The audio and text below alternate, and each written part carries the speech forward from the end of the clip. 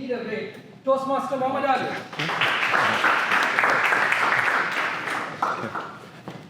Thank you, Toastmaster.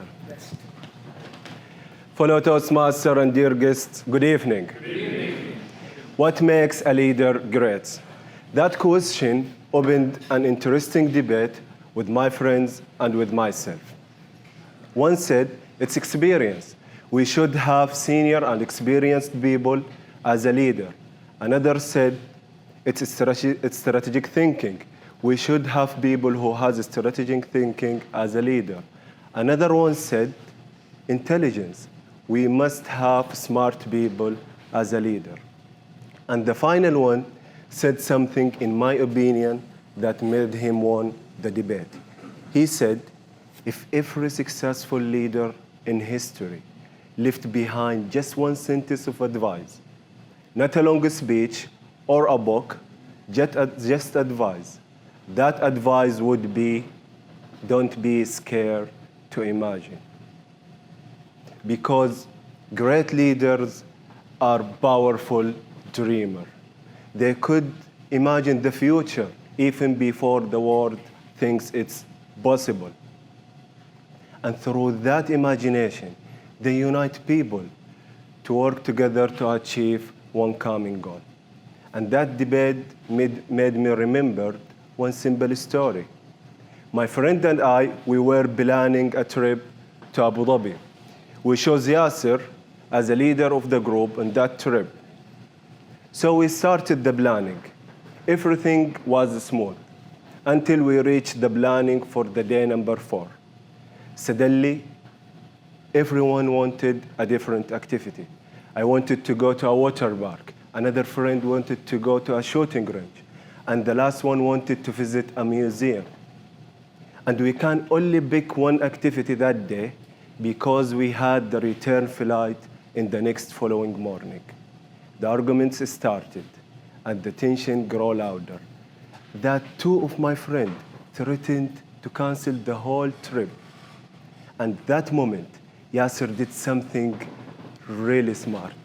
He used his imagination. And he said, guys, let's close our eyes. And we stopped him. You can't ask 3 angry men to close their eyes in middle of tension. But eventually we did what he said. We closed our eyes. And he said, remember that morning and feel that soft wind by the beach. And 4 of us walking, laughing in our way to have that delicious breakfast at that nice bakery. No work to do, just having fun. What a peaceful morning to have. We all saw that moment. And through that drawing picture, he united us again. And just like that, the tension melted away, and we chose to go to the shooting range. And that's what great leaders do.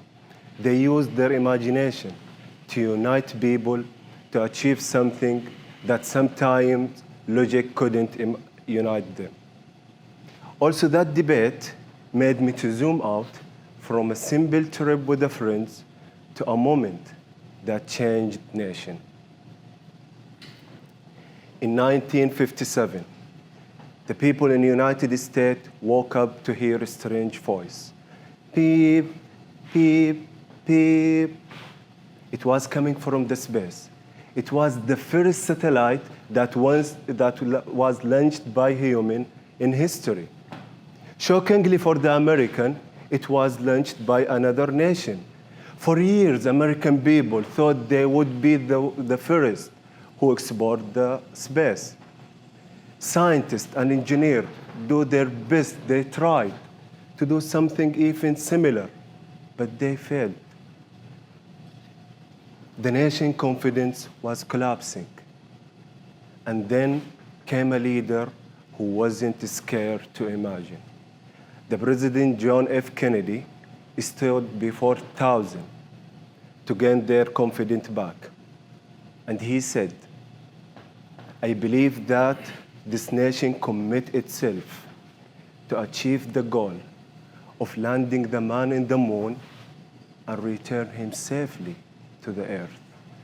Let's think about for the moment. They couldn't even send a tiny rocket few miles in the space, and he was talking about the moon. He didn't give a technical details or a detailed instructions. He gave something more powerful, a dream that big enough to unite a nation.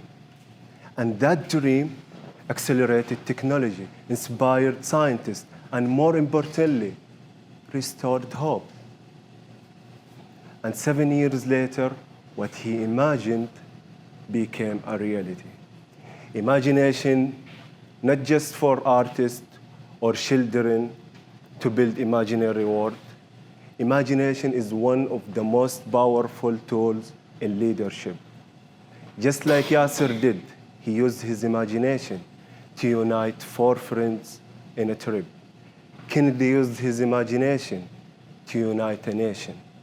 The scale for sure is different, but the principle is the same. Either in a group of friends, or team at work, or country facing a challenge, imagination could be the spark that united people to achieve the goal. Imagination could help us to see beyond conflicts, beyond limitation. It helps us to see a future that's worth to work for. And the message from history and from our own life: don't be scared to imagine. Back to you, Toastmaster. Thank you, Toastmaster.